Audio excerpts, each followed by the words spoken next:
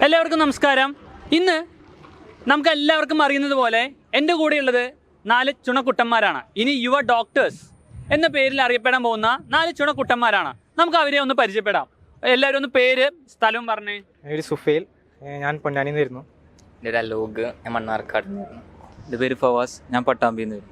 ആസിം അഷ്റഫ്, വയനാട്ടിൽ നിന്ന് മേപ്പാടിൽ നിന്ന്. ഓക്കെ, 4 ചുണക്കുട്ടന്മാരാണ് നമ്മുടെ കൂടെ ഉള്ളത്. ഇവർ 4 പേരും ഒരേ ഹോസ്റ്റലിൽ നിന്ന് ഒപ്പം ഒരേ സമയം ഇരുന്ന് പഠിച്ചവരാണ്. നിങ്ങളെല്ലാവരും എവിടെയായിരുന്നു? ഏത് സെൻ്ററായിരുന്നു? പാലയായിരുന്നോ തൃശ്ശൂരായിരുന്നോ? എവിടെ പഠിച്ചത്? ഓക്കെ, എല്ലാവരും തൃശ്ശൂർ സെൻറ്ററിലാണ് പഠിച്ചത്. അതേപോലെ തന്നെ നിങ്ങളുടെ നീറ്റിൻ്റെ സ്കോർ ഒന്ന് പറഞ്ഞേ. 687, 690, 665, 661. ഓക്കെ, അതായത് 660 to 690, ഏകദേശം 4 സുഹൃത്തുക്കൾക്കും ഒരേപോലെ തന്നെയുള്ള മാർക്കാണ് കിട്ടിയിട്ടുള്ളത്. സോ എന്താണ് നിങ്ങൾക്ക് അവിടെ നിന്നുണ്ടായിരുന്ന ഫെസിലിറ്റീസ്? അതേപോലെ തന്നെ ഈ ഒരു തൃശ്ശൂർ സെൻറ്ററിൽ പഠിക്കുമ്പോൾ നിങ്ങൾ ഡേ സ്കോളേഴ്സ് ആയിരുന്നോ, ഹോസ്റ്റലേഴ്സ് ആയിരുന്നോ? ഞങ്ങൾ ഹോസ്റ്റലേഴ്സ് ആയിരുന്നു. എല്ലാവരും ഹോസ്റ്റലേഴ്സ് ആയിരുന്നു.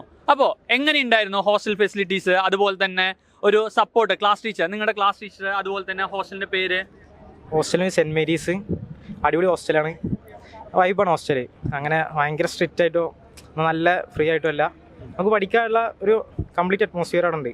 ഓക്കെ, അതായത് പഠിക്കാനുള്ള കംപ്ലീറ്റ് ആയിട്ടുള്ള അറ്റ്മോസ്ഫിയർ നമുക്ക് കിട്ടുന്നുണ്ട്. അതുപോലെ തന്നെ എങ്ങനെയായിരുന്നു ഇപ്പോൾ ഒരു ടെൻഷൻ വരിക, അല്ലെങ്കിൽ ഇപ്പോൾ ഒരുപാട് പഠിക്കാനുണ്ട്, ഇപ്പോൾ മൺഡേ എക്സാം, ട്യൂസ്ഡേ എക്സാം, അങ്ങനെയുള്ള ടെൻഷൻ കാര്യങ്ങളൊക്കെ വരുമ്പോൾ എങ്ങനെയായിരുന്നു ഒരു സപ്പോർട്ട്? ടെൻഷൻ മാത്രമൊന്നുമില്ല, ടെൻഷൻ അടിച്ചുകൊണ്ടൊന്നും കിട്ടാനില്ലല്ലോ, അതുകൊണ്ട് ടെൻഷനൊന്നും ഉണ്ടായിരുന്നില്ല. പിന്നെ മെൻറ്റേഴ്സ് ഭയങ്കര സപ്പോർട്ടിങ് ആയിരുന്നു. ഞങ്ങളുടെ ക്ലാസ് ടീച്ചർ നിവ്യ മിസ്സൊക്കെ വളരെ സപ്പോർട്ടീവ് ആയിരുന്നു. ഓക്കെ, അതായത് ഒരാളുടെ ഒരു സജഷനാണ്. എന്തെന്ന് പേര്? സുഫേൽ. സുഫേലിൻ്റെ സജഷനാണ്. ടെൻഷൻ അടിച്ചിട്ട് കാര്യമൊന്നുമില്ല, ശരിയല്ലേ? നമ്മൾ എത്രത്തോളം ടെൻഷൻ അടിച്ചാലും നമുക്ക് പ്രത്യേകിച്ച് കിട്ടാനൊന്നുമില്ല. നമ്മൾ എന്ത് ചെയ്യുക? നമ്മൾ പഠിക്കേണ്ട കാര്യം വ്യക്തമായിട്ട് പഠിക്കുക. അതേപോലെ തന്നെ ഇനി നിങ്ങളുടെയൊക്കെ ഒരു 4 കൊല്ലം കഴിഞ്ഞാൽ നിങ്ങളുടെ പേരിൻ്റെ എല്ലാം ഫ്രണ്ടിൽ ഒരു ടാഗ് ലൈൻ വരും.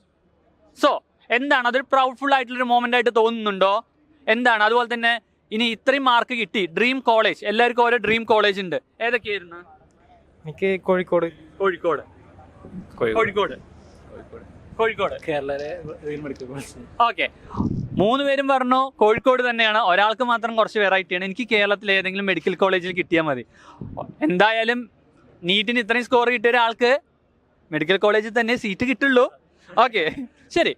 അതേപോലെ തന്നെ ഇനി അത് കഴിഞ്ഞിട്ട് 4 കൊല്ലം കഴിഞ്ഞു, പിന്നെന്താണ് അടുത്ത പരിപാടി? ഇപ്പോൾ എല്ലാവർക്കും അറിയാം, നമ്മൾ MBBS കഴിഞ്ഞ് നേരെ പോകുന്നു സിവിൽ സർവീസ്. അങ്ങനെയാണോ അതോ ജസ്റ്റ് സെർവിങ് ദ സൊസൈറ്റി, ഒരു ഡോക്ടർ എന്ന് തന്നെ പോകാനാണോ താല്പര്യം?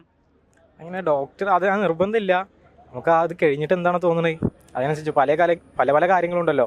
ഡോക്ടർ മാത്രം MD മാത്രമല്ലല്ലോ എടുക്കാറുള്ളത്, ഏതെങ്കിലും ഒരു ഇതിലേക്ക് പോകും.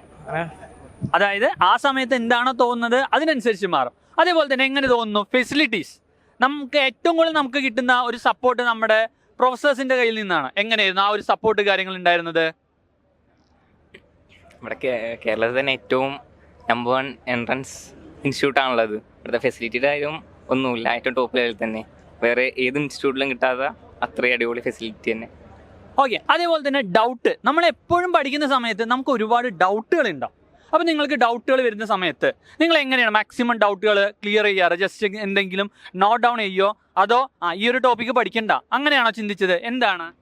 അല്ല, നമ്മൾ ഫ്രണ്ട്സിൻ്റെ ഇടയിൽ ഇങ്ങനെ ചോദിച്ച് മനസ്സിലാക്കും. അതിൻ്റെ ഇടയിൽ നിന്ന് നമുക്ക് കിട്ടിയില്ലാന്ന് വെച്ചെങ്കിൽ പ്രൊഫസേഴ്സിൻ്റെ അടുത്ത് പോകും. ഓക്കെ, അതായത് എപ്പോഴും അപ്പോൾ സ്റ്റാഫ് റൂമിൽ പ്രൊഫസേഴ്സ് ഉണ്ടാവുമോ? എപ്പോഴും സ്റ്റാഫ് റൂമിൽ പ്രൊഫസേഴ്സ് ഉണ്ടാവാറുണ്ടോ? എപ്പോഴും അവിടെ ഉണ്ടാവാറുണ്ട്. ഓക്കെ, എപ്പോഴും സ്റ്റാഫ് റൂമിൽ നിന്ന് ആരെങ്കിലും ഒരാളുടെ ഭാഗത്ത് നിന്ന് നമ്മുടെ ഡൗട്ട് ക്ലിയറൻസ് ഉണ്ടാവും. സോ എന്താണ് ശരിക്കും ഒരു പ്രൗഡായിട്ടുള്ളൊരു മൊമെൻ്റ് ആയിട്ട് തോന്നുന്നുണ്ടോ, അതോ ഇപ്പോൾ ഓൾറെഡി എല്ലാവർക്കും അറിയാം പല പ്രശ്നങ്ങളുണ്ടായി, അതിനുശേഷവും ഈ ഒരു സ്കോറിലെത്തി എല്ലാവരെയും മുഖത്ത് നമുക്ക് എന്ത് കാണുന്നുണ്ട്? നല്ല സന്തോഷം കാണുന്നുണ്ട്, അല്ലേ? സന്തോഷമില്ലേ? അപ്പോൾ എന്താണ് ശരിക്കും എന്താണ് തോന്നുന്നത്?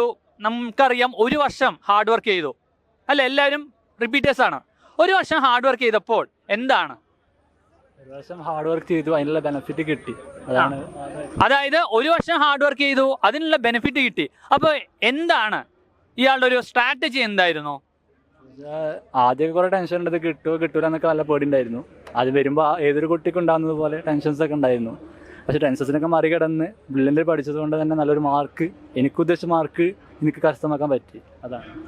അതായത് എല്ലാവരുടെയും അഭിപ്രായം ടെൻഷൻ അടിച്ചിട്ട് കാര്യമില്ല, നമ്മൾ എന്തുമാത്രം ചെയ്താൽ മതി, നല്ല രീതിയിൽ പഠിക്കുക. എത്രത്തോളം നമ്മൾ പഠിക്കുന്നോ അത്രത്തോളം തന്നെ മാർക്കും കിട്ടും. ഓക്കെ, അപ്പോൾ നിങ്ങൾക്ക് എന്താണ് ഇനി വരാൻ പോകുന്ന കുട്ടികളോട്, നിങ്ങളുടെ അനിയത്തിമാരോട് പറയാനുള്ളത്? ഹാർഡ് വർക്ക് ചെയ്താൽ എന്തായാലും ബെനിഫിറ്റ് ഉണ്ടാവും, അത് ഉറപ്പാണ്. അതായത് ഹാർഡ് വർക്ക് നമ്മൾ ചെയ്തിട്ടുണ്ട് എങ്കിൽ എന്തായാലും നമുക്ക് അതിനുള്ള ബെനിഫിറ്റ് കിട്ടുമെന്നാണ്. ഓക്കെ, ഇനി thank you all, best of luck. Entrance സംബന്ധമായ വാർത്തകളും അപ്ഡേഷനുകളും ഏറ്റവും വേഗം ആധികാരികമായി അറിയാൻ ബ്രില്യൻറ്റ് സ്റ്റഡി സെന്റർ പാല യൂട്യൂബ് ചാനൽ സബ്സ്ക്രൈബ് ചെയ്യുക, ബെൽ ഐക്കൺ അമർത്തുക. ഈ വീഡിയോ മറ്റു സുഹൃത്തുക്കളിലേക്കും ഷെയർ ചെയ്ത് നൽകുക.